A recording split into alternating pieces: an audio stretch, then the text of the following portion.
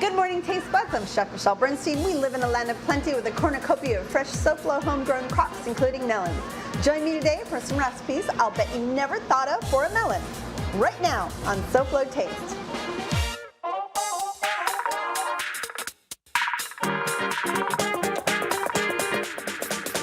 How fun is that?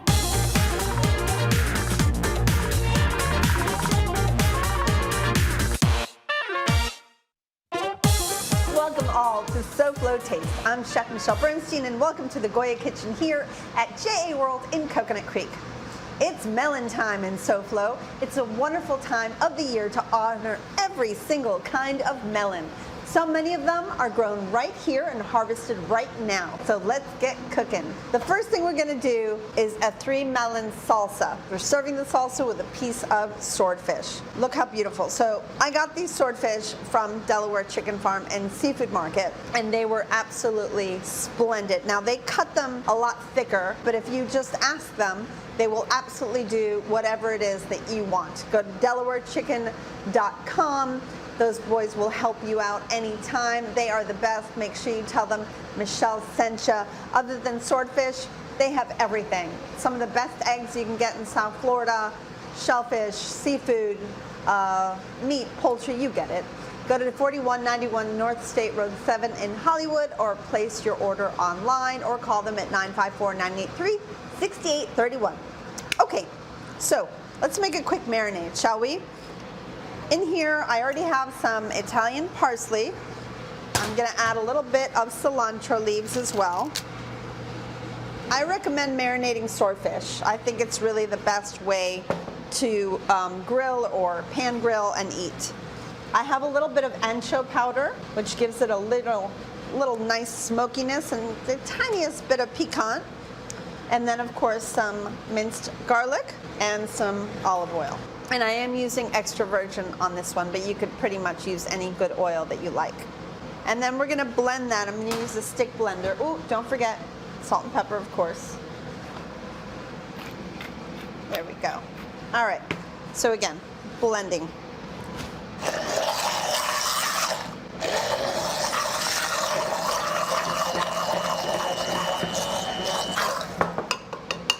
So when you're marinating fish, I highly recommend you do it for at least 2 hours.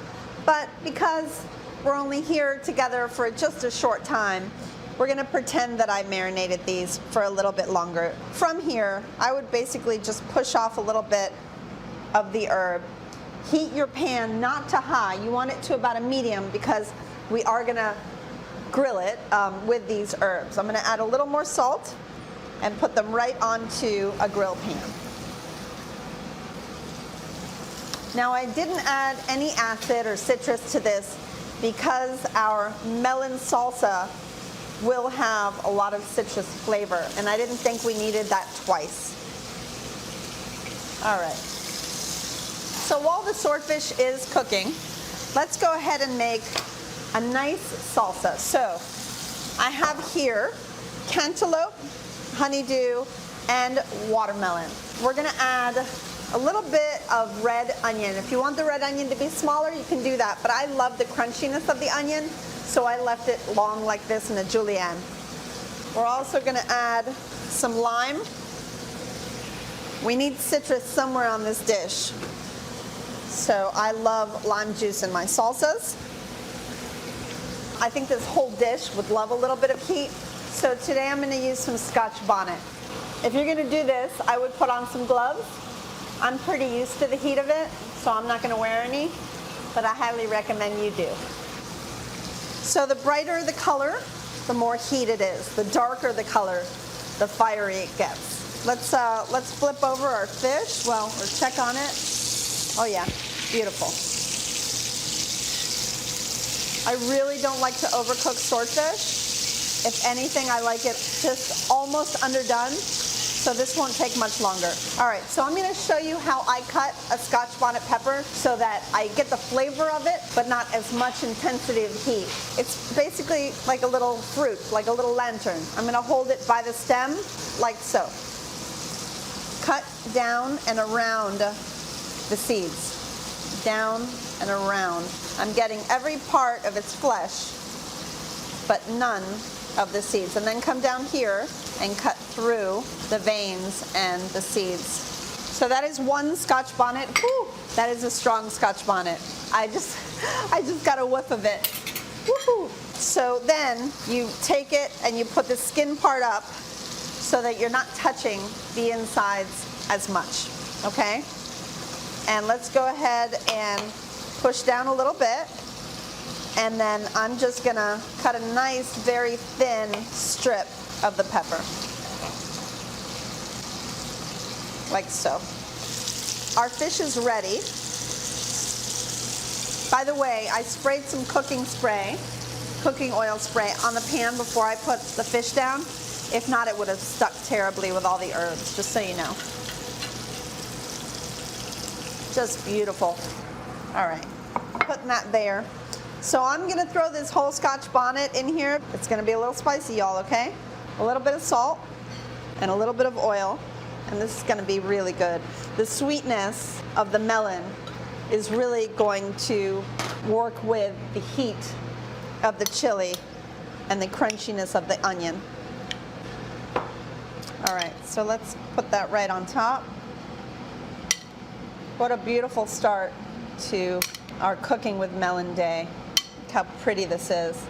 All that fresh lime, the sweetness of our melons. I really think the only thing I need here is a couple pieces of fresh mint to open that up. Maybe a little cilantro. Come right back for more of my melon recipes right after the break. We'll see y'all in a couple minutes.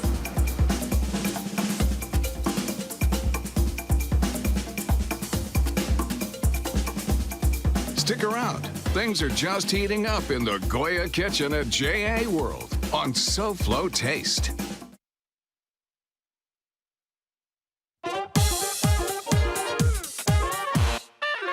Welcome back to SoFlo Taste. By the way, I'm here at JA World in Coconut Creek, a great place for our kids and their education. Get to know them at jasouthflorida.org or call 954-979-7100. They always make us welcome. Now back to the melons. All right, so my next dish is a salad, but of course, you know me, I don't just give you one thing, I give you a few. So let's make a delicious crouton to start off. I have a marble rye. I love marble rye. So I thought the rye with the melon and a tomato would just be a delicious combination. So I have a pan of olive oil here. I'm just gonna throw some croutons in. Let's season that now while we can with a little bit of salt. All right, moving on to the melon part of this. Can you guess what this is?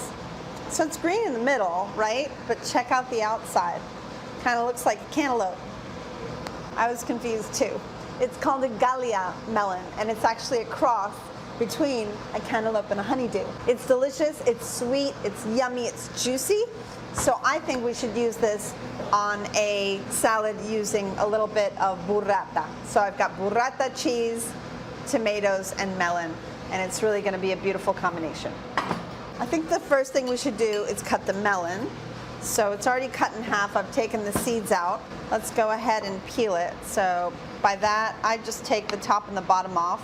I'm pretending it's still whole. That's how I would treat it if it was still a whole melon. And then with a very sharp knife, I come as close as I can to the flesh and peel it off. Just like so. Just like I kind of did with the Scotch bonnet, protecting the seeds and keeping them on the inside. There we go. All right, so there we have this gorgeous Gallia melon. Can you tell that I actually peeled this tomato? So all you have to do is make a little X on the back of the tomato, take the core out, plunge it in boiling water for 10 seconds, pull it out into ice water, and then the peel comes right off. And the reason why I peeled it is if you touch a peeled tomato and you touch a melon, it's almost exactly the same. It's actually quite confusing. And I wanted that to happen in your mouth. So what we're gonna do is we're gonna cut the tomato in half, and we're actually going to remove the seeds. I'm just gonna delicately kind of press on it, and this doesn't really have a lot of seeds. Take the center out of it, removing the seeds. Okay, there we go. So we're gonna cut both the melon, like I said, and the tomato similarly. Make sure you mix your croutons around every once in a while so they don't burn. So I'm going to go ahead and cut the melon pretty large because it's so delicious and I want that juiciness every time I bite into it. So I'm just going to cut it in big chunks like so. And then I'm going to cut the tomato somewhat of the same way in large, beautiful chunks. Now I felt like this salad needed a little bit of brininess, so I went ahead and got some of my favorite olives, and they're called Castelvetrano olives. So I'm actually going to add the melon, the tomato in a little bowl because we're just going to drizzle it with a little vinaigrette in just a minute. So for the olives, these have pits in them, so we're just going to cut around the pit. I love these olives. Like I said, they are briny, but the reason why I love them so much is because they're not very strong. I like with a salad as delicate as this one for melons, I just think a nice salty olive was perfect. So nothing too incredibly strong. There we go. So let's put the olives on there as well. Next, we're going to make the vinaigrette. And for the vinaigrette, I've got really good balsamic vinegar. And again, I've got some good olive oil, some extra virgin olive oil. So I have Dijon mustard, which I'll add to a bowl. Some very finely chopped thyme. And the balsamic vinegar. And go ahead and stir that up. You can use a whisk, but I really love a spoon. And then little by little, we'll just add the oil, to that. Now I'm not looking for emulsification. I'm just looking for a well-balanced vinaigrette. And then we're gonna put that over our melons and tomatoes and olives.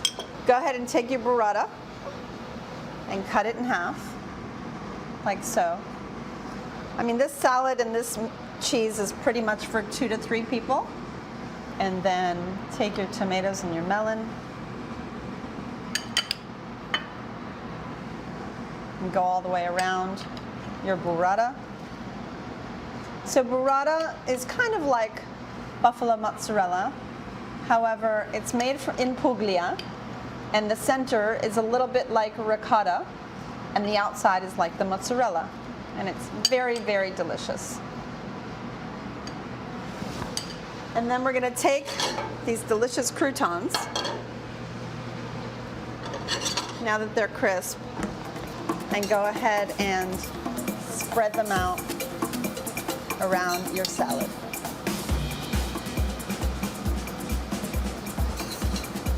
And I can't think of a better way to enjoy that delicious Gallia melon. Whew, so good. All right, come right back. I have 2 delicious recipes, both needing a blender. So hurry up, we got some work to do.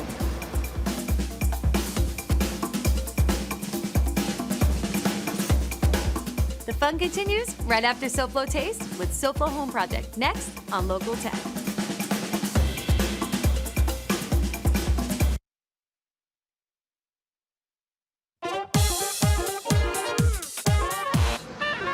Welcome back to SoFlo Taste and our show all about beautiful melons. So, of course, my favorite happens to be the watermelon. I know, it's kind of simple and there's not much to it, but it's so yummy. And I thought, if we're gonna pair a watermelon with a tomato, why not make a gazpacho? One of my favorite things in the world. So let's jump right in. When I make a gazpacho, I actually make a big old salad and I make it taste good, and then I throw it in a blender. And that's what we're gonna do. So we'll take the watermelon pieces. We'll take some tomatoes that are just cut up, didn't peel them, didn't do anything to them, just cut them up. Some red bell pepper without their seeds. Some cucumber without its peel. The tiniest bit of garlic, because we don't want that lasting raw garlic flavor, so just a little bit. Some Italian parsley. We're making a salad, so we have to add oil and vinegar. I've got extra virgin oil. Sherry vinegar is my personal favorite for gazpacho, so just a little bit of that, not too much. A good amount of salt. And let's mix all that together. And then we'll taste it.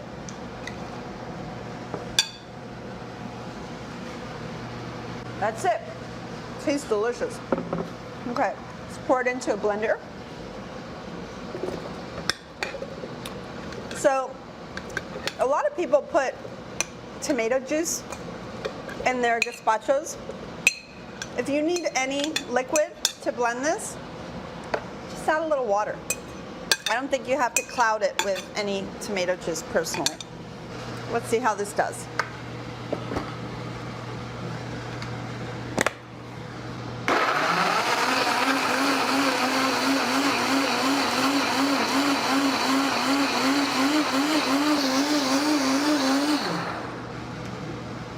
I know I have a good blender. If you have a blender that's a little not so professional, it'll just take you a little longer to blend it very smooth. Let's give it a taste before we serve it. And you notice this didn't need any water or any liquid of any kind. It's not too thick at all. Oh, that is delicious. With the sweetness of the watermelon, oh, so good. So let's pour ourselves a bowl.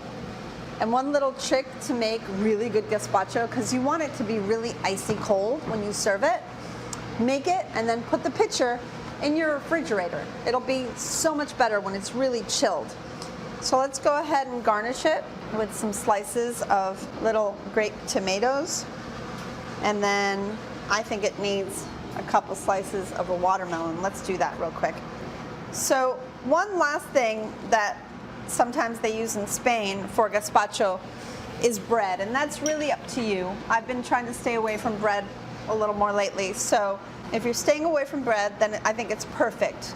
But if you'd like, you can blend the gazpacho with a couple pieces of baguette, which will bring it together even more and make it creamier, and you can garnish with croutons. But I'm leaving that up to you. I'm just going to take some pieces of the watermelon, and then finally just a little touch of olive oil, very gently drizzled around. I think I have some sea salt. Yes, I do. Beautiful. And there you have it, my watermelon gazpacho. So come right back so we can make a delicious drink that you have all over Mexico.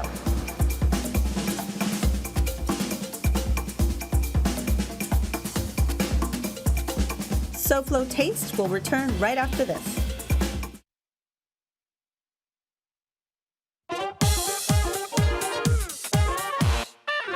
Welcome back to SoFlo Taste and our melon show. So the last thing I wanted to teach you is something that is probably favored more than anything by my son Zach, Agua de Melon, which really translates to water of melon, which doesn't make any sense because we're not using watermelon.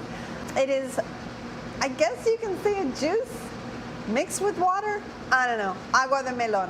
So melon is cantaloupe in Mexico. If we were to do any other melon, they would use its name. But for some reason, the cantaloupe is just known as melon. So let's make a quick one. We're going to use melon, or cantaloupe, of course, without the seeds. We're going to add some nice cold filtered water. And you need to taste the melon before you make it to know how much sugar to put into it. So my son doesn't know, and please don't tell him, I don't actually use real sugar in his drink. I use something natural, but it's not real sugar.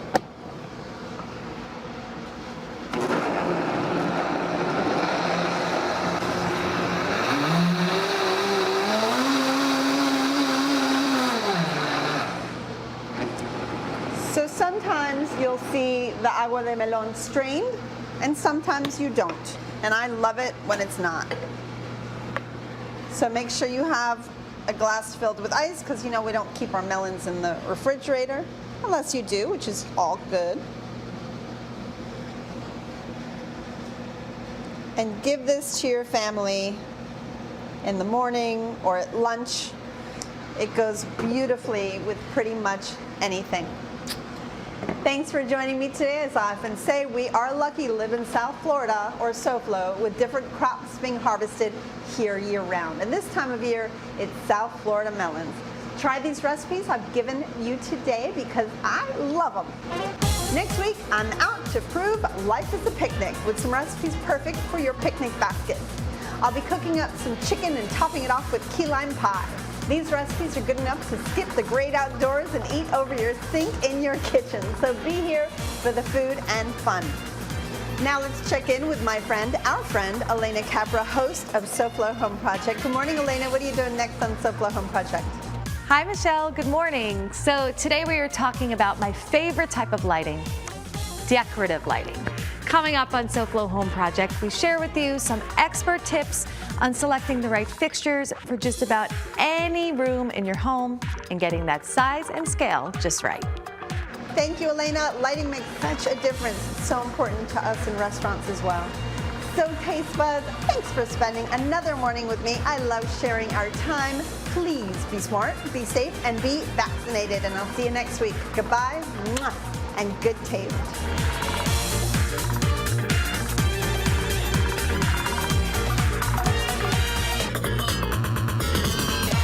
Remember, it's Melanie in here.